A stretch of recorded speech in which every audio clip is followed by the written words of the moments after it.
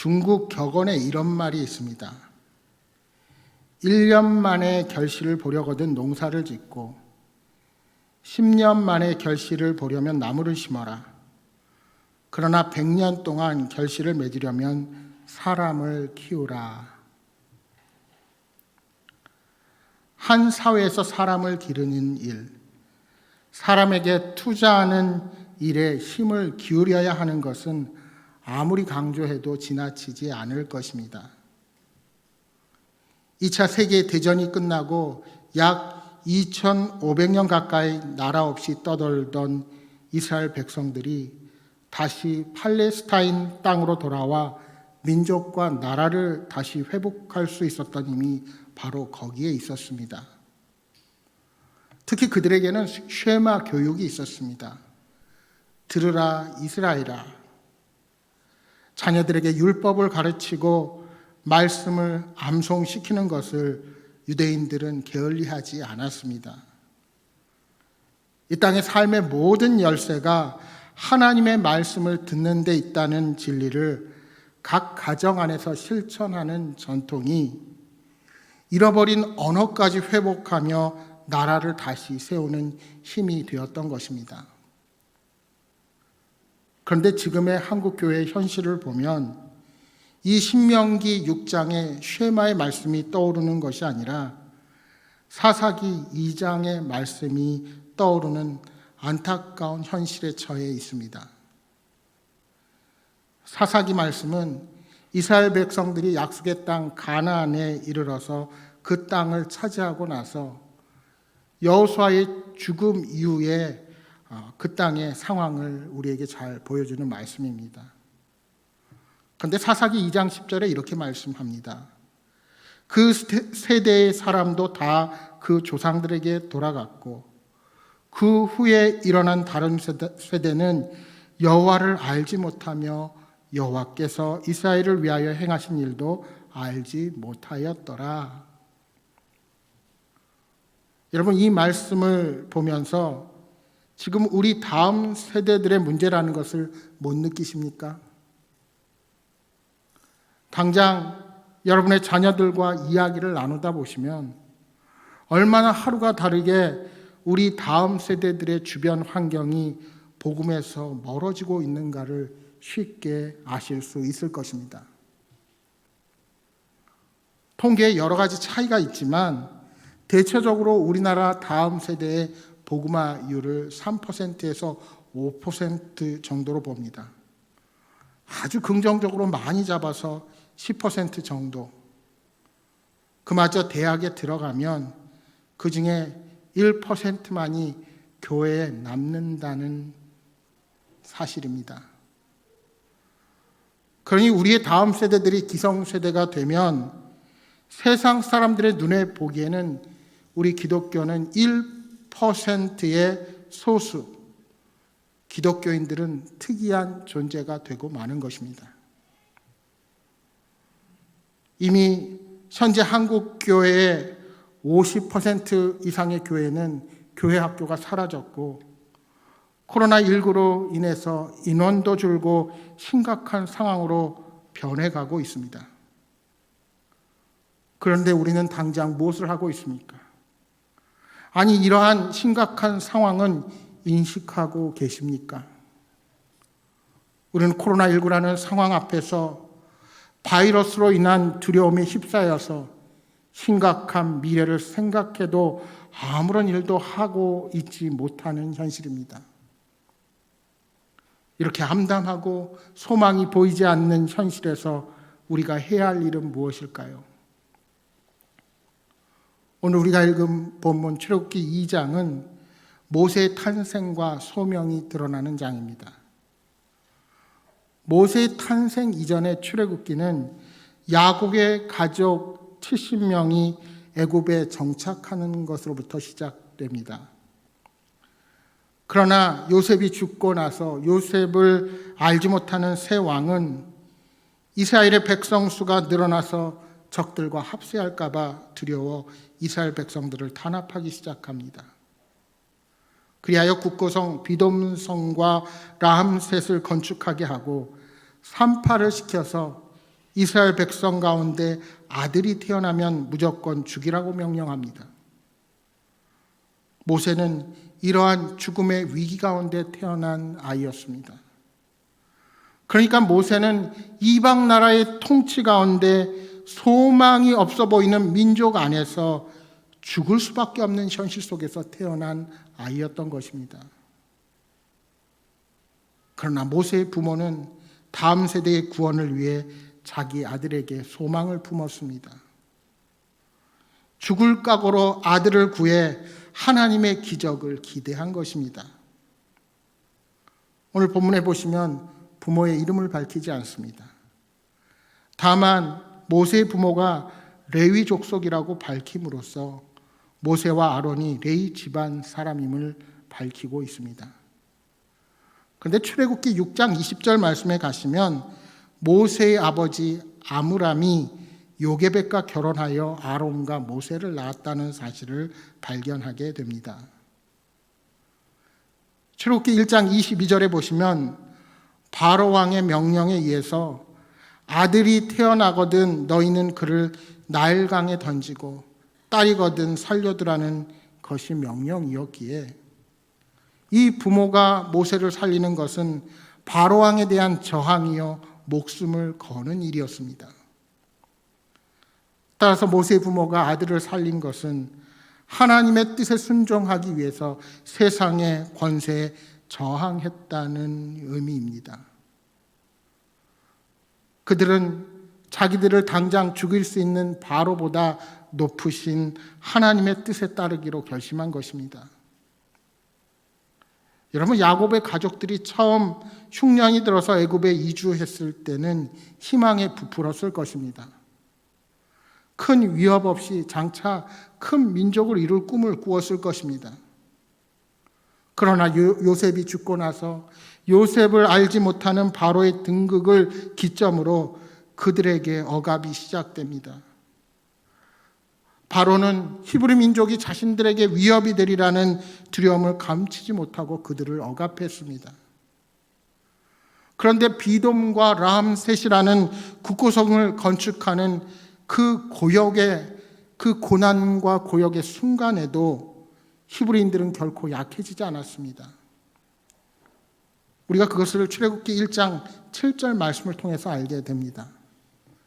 이스라엘 자손은 생육하고 불어나 번성하고 매우 강하여 온 땅에 가득하게 되었더라고 말씀합니다. 그러니 바로는 더 적극적으로 이스라엘 백성들을 말살시키려고 했습니다. 여러분이라면 이러한 위기 가운데 내려진 명령 앞에서 어떻게 행동하시겠습니까?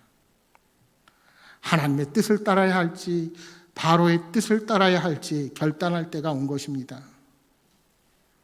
아므람과 요게벳의 저항은 하나님과 바로 사이에서 목숨을 바쳐서라도 하나님의 뜻대로 행하겠다는 결심으로 시작됩니다.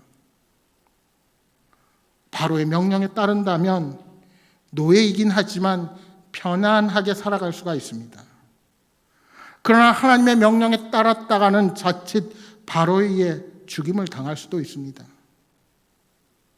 하지만 모세의 부모는 지금까지 행해온 대로 이스라엘 백성의 저항 정식에 따라 살기로 결단합니다. 여러분, 오늘날 우리가 가져야 할 믿음이 무엇입니까? 이방 땅 풀무불 앞에서 외쳤던 다니엘의 외침처럼 그리 아니하실지라도 라는 정신을 가져야 합니다. 믿음을 따르는 신앙인은 당장의 편안함이 아니라 하나님이 통치하시는 나라를 위해 저항할 수 있어야 합니다. 왜요? 진정한 이 땅의 통치는 세상의 권력이 아니라 하나님께 달려있기 때문입니다. 우리를 유혹하는 세상의 화려함과 편안함에 빠져서 하나님이 약속하신 소망의 미래를 포기하는 어리석음이 우리에게 있어서는 안 됩니다. 그러면 어떻게 해야 합니까? 바로를 향한 저항의 행동으로 모세의 부모가 한 일은 무엇이었습니까? 여러분, 현재를 바라보면 절망할 수밖에 없습니다. 할 수 있는 것이 아무것도 없어 보이기도 합니다. 그러나 그러한 암울한 현실 속에서도 모세의 부모는 결코 포기하지 않았습니다. 그들은 주어진 현실 앞에서 좌절에 머물지 아니하고 자신들이 할 수 있는 최선을 다한 것입니다. 여러분, 희망은 인간의 가능성을 찾아서 시작하는 것이 아닙니다. 100%의 절망적인 상황에서라도 기적을 기대하며 끝까지 최선을 다하는 것입니다. 그것이 바로 우리 다음 세대를 향한 선물이 되는 것입니다. 오늘 우리가 하는 일이 너무 보잘것없어 보이고 당장은 우리 아이들에게 어떠한 변화를 기대하지 못한다 할지라도 한 알의 밀이 땅에 떨어져 죽으면 많은 열매를 맺는다는 예수님의 말씀을 의지하며 믿음으로 행동하는 것입니다. 그래서 모세의 부모는 태어난 아들을 숨깁니다. 오늘 2절에 보시면 아이를 버릴 수 없는 이유를 이렇게 설명합니다. 아들을 낳으니 그가 잘생긴 것을 보고 석 달 동안 숨겼다는 것입니다. 여기서 잘생겼다는 것은 요즘처럼 단순한 외모, 지상주의를 말하는 것이 아닙니다. 민족의 죽음 앞에서 아이가 잘생겼다고 말하는 것은 민족의 희망을 표현하는 말입니다. 작게는 내 아이를 살리겠다는 일념이었지만 여기에 잘생겼다는 표현 속에서 아이에 대한 희망이 숨어 있습니다. 아이가 살아나서 장차 민족을 구하는 귀한 사역을 할지도 모른다는 소망입니다. 여러분, 하나님의 홍수 심판 가운데 쓰임받았던 노아의 이름은 위로라는 뜻을 가지고 있습니다. 에덴 동산에서 쫓겨나서 저주의 땅에서 수고하며 살아가는 자들에게 위로가 되고 쉼을 가져다 줄 것을 기대하며 노아의 아버지인 라멕이 지은 이름이 노아입니다. 이처럼 모세의 어머니 요게벳도 자신의 아이를 나일강에 내려놓으며 민족을 향한 신랄 같은 희망을 품은 것입니다. 그녀가 아이를 나일강가 갈대 숲 사이에 두기로 결심했을 때는 애굽 사람이 그 아이를 발견하고 그 아이를 맞기를 바랬을 것입니다. 왜냐하면 히브리인은 그 누구도 아이를 숨길 수가 없었습니다. 그런데 요게벳은 여기서 멈추지 아니하고 어른들이 지켜보면 의심을 받을 수 있기 때문에 모세의 누이인 어린 미리암을 시켜서 그 갈대 상자를 보게 한 것입니다. 만일 모세에게 잘못된 일이 일어난다면 막으려는 의도였겠지요. 비록 아들을 어쩔 수 없이 떠나보내기는 하지만 자신들로서는 할 수 있는 최선을 다하는 모습입니다. 최선을 다하고 하나님의 은혜를 갈망하는 부모의 마음입니다. 더 이상은 할 수 있는 것이 없기에 하나님의 은혜 위에 자신들의 최선을 올려놓는 거룩한 행위였던 것입니다. 여러분, 중요한 것은 이것입니다. 우리의 아이들을 언제까지 내 마음대로 할 수 없습니다. 언제까지 우리 아이들을 보호만 하고 세상과 분리해서 살아가게 할 수는 없습니다.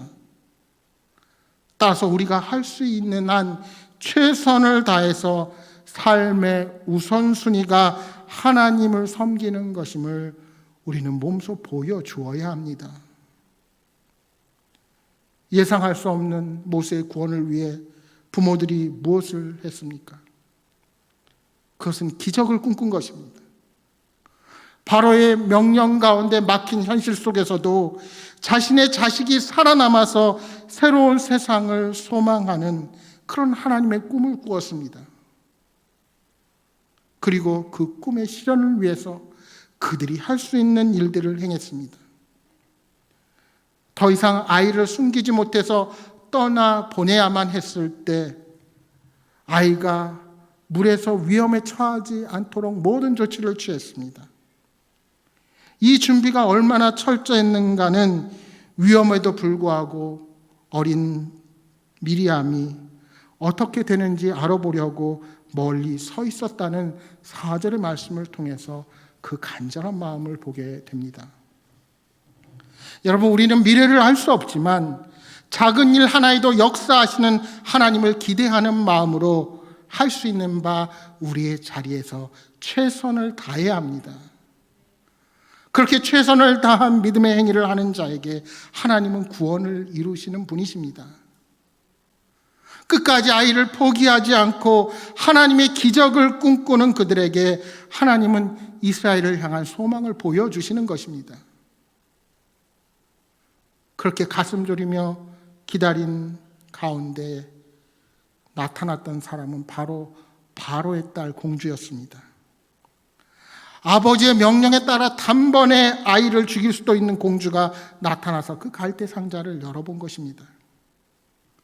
어쩌면 그 순간은 위기의 절정이었을 것입니다. 그때 모세의 누이 미리암이 나타나서 목숨을 걸고 아이를 키울 유모를 제안합니다. 그런데 놀라운 사실은 미리암을 수상히 여기지 않고 그녀의 말대로 아이의 엄마를 유모로 맞아들이게 되는 겁니다. 그리고 젖될 때까지 기르고 공주에게 데려오도록 한 후에 마침내 아이를 양자로 삼습니다. 하나님의 섭리입니다. 이제 모세는 생존의 문제를 해결할 뿐만 아니라 바로의 궁에서 지도자의 훈련을 받게 되었습니다. 친어머니의 양육을 통해 히브리인의 정체성까지도 기를 수가 있는 기회가 생겼습니다.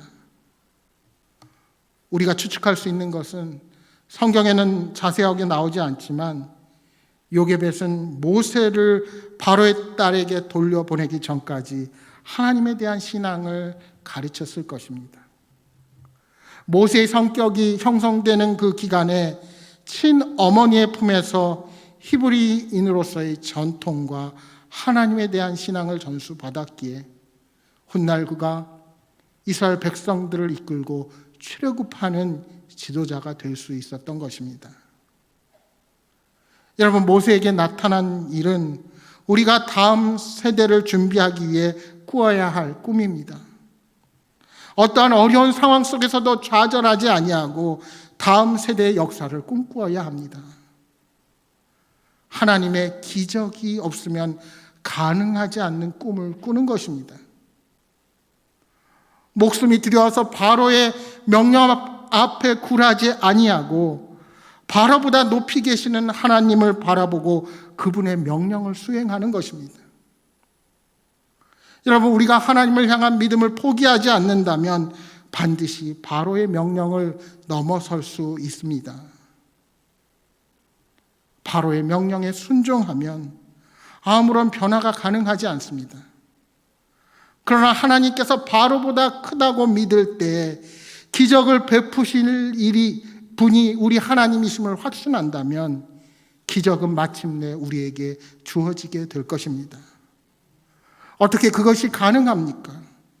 바로 저와 여러분을 사랑하셔서 조건 없이 구원을 베풀어 주신 분이 우리 하나님이시기에 가능합니다. 이처럼 모세를 구원하기 위한 부모의 계획에는 그들의 최고의 헌신이 있었습니다. 목숨을 걸고 아이들을 숨겼고 방수가 되는 상자를 준비하며 아이를 그 강가에 두고 누이 미리암을 통해 망을 보게 하는 이러한 일련의 준비들은 하나님의 기적을 준비하는 우리가 무엇을 해야 하는지를 우리에게 잘 가르쳐주고 있습니다.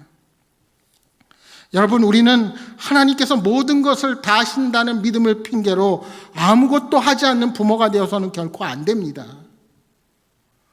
우리의 사랑하는 자녀들을 하나님께 맡겨드리되 우리가 할 수 있는 바 최선을 다하여 하나님께서 일하시도록 노력해야 합니다. 그러기 위해선 오늘 저와 여러분이 먼저 하나님 앞에 간절하게 무릎 꿇어야 합니다. 우리가 하나님의 말씀 앞에 서야 합니다.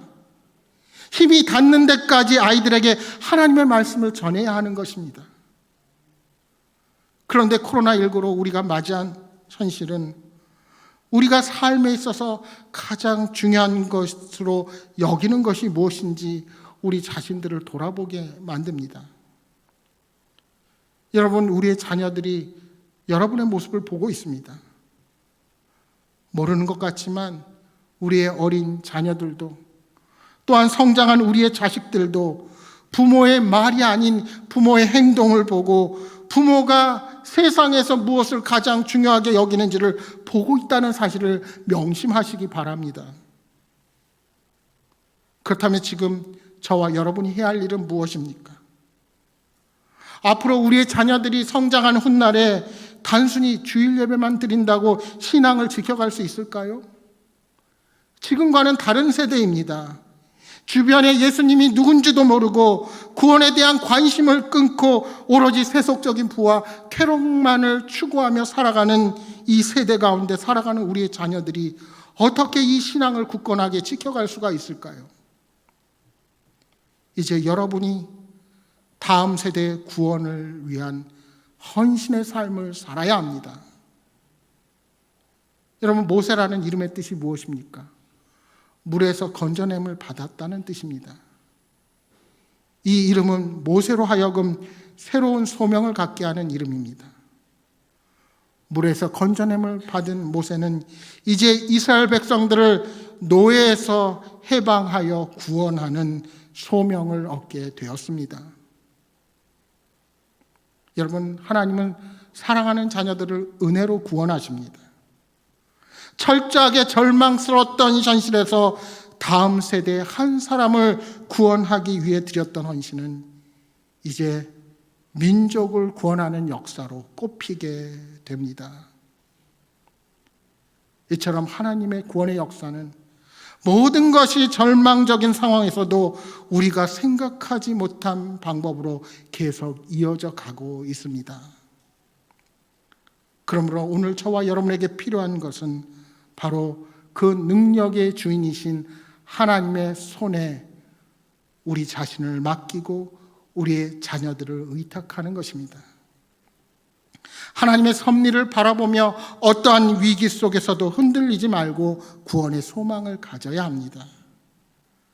그리고 사랑하는 자녀들, 우리의 다음 세대들을 위해 목숨을 걸고 기도해야 합니다. 그리고 할 수 있는 한 최선을 다해서 말씀을 전해야 합니다. 우리 속담에 세 살 버릇 여든까지 간다 하는 말이 있듯이 어렸을 때 형성된 성격이나 습관은 평생을 갑니다. 잠언 20장 6절에 말씀합니다. 마땅히 행할 길을 아이에게 가르치라. 그리하면 늙어도 그것을 떠나지 아니하리라.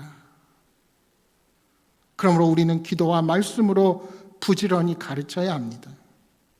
아무리 세속화된 세상 속에 살아간다 할지라도 최선을 다하여 끝까지 복음의 교육을 포기해서는 안 됩니다. 이 시간 복음성가 한 곡을 소개하며 말씀을 마치고자 합니다. 아마 이 중에 많은 분들이 벌써 들어보셨을 텐데요. 오늘 본문에 해당하는 요게벳의 노래라는 찬양입니다. 모세를 나일강에 놓아야 하는 엄마의 마음이 너무나 잘 드러나 있는 찬양입니다. 오늘 이 찬양을 들으실 때 여기 계신 엄마들은 요게벳의 마음으로, 또 아버지는 아므람의 마음으로 이 찬양을 잘 보시고 들어보시기 바랍니다. 가사의 내용을 들어보시면 오늘 제 설교보다 은혜가 있으리라 생각이 됩니다.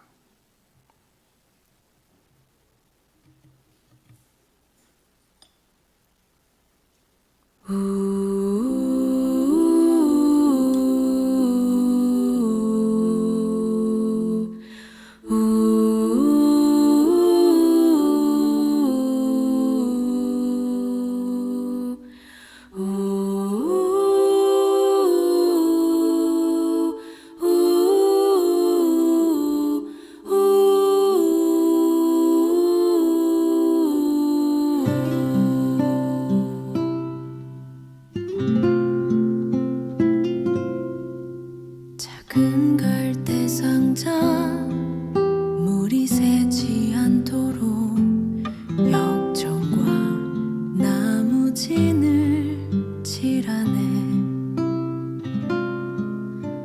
어떤 맘이었을까 그녀의 두 눈엔 눈물이 흐르고 흘러 동그란 눈으로 엄마를 보고 있는 아이와 입을 맞추고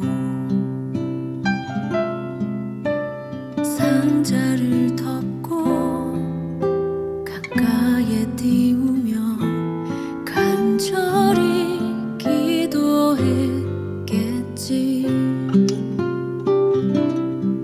정처 없이 강물에 흔들흔들 흘러내려가는 그 상자를 보며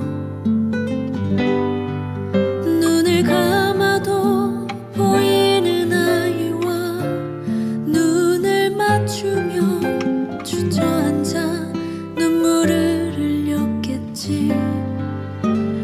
너의 삶의 창주인 너의 참 부모이신 하나님 그 손에 너의 삶을 맡긴다.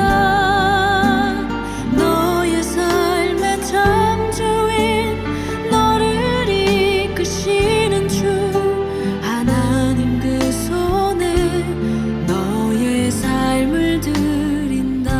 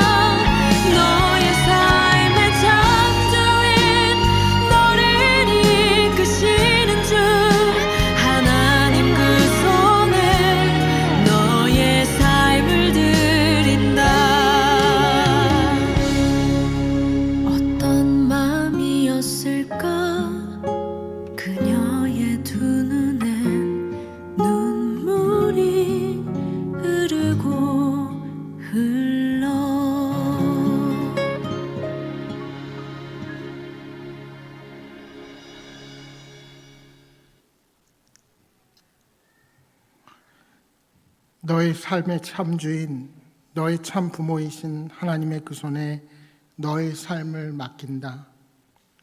너의 삶의 참주인, 너를 이끄시는 주 하나님 그 손에 너의 삶을 드린다. 사랑하는 여러분, 우리에게 맡겨주신 하나님의 자녀는 내 것이 아니라 하나님께서 잠시 맡기신 선물입니다. 우리는 이 자녀들을 위해, 이 다음 세대를 위한 구원에 헌신해야 할 사명이 있습니다. 이 찬송처럼 우리를 사랑하시는 하나님의 그 뜻을 바라보며 우리의 사랑하는 다음 세대를 온전히 주께 맡기고 믿음으로 반응하는 여러분 모두가 되시기를 주님의 이름으로 축복합니다. 기도하겠습니다.